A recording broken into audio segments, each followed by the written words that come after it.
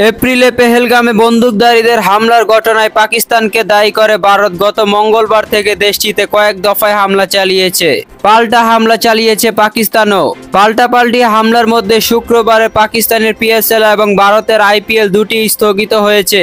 6 দলের পিএসএল এ ম্যাচ বাকি 8টি এবং 10 দলের আইপিএল এ বাকি 16টি।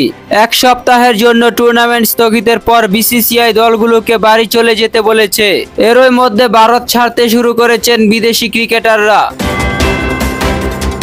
এমন পরিস্থিতিতে এক সপ্তাহ পরও আইপিএল চালু হওয়ার সম্ভাবনা নেই বললেই চলে।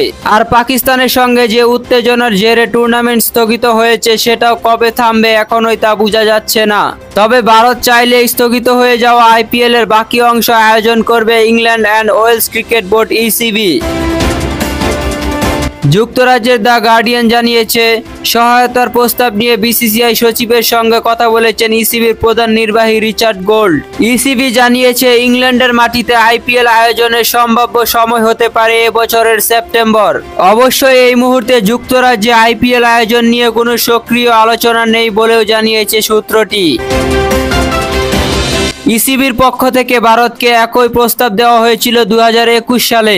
সেবার করোনা মহামারীর কারণে ভারতে আইপিএল আয়োজন স্থগিত হয়েছিল।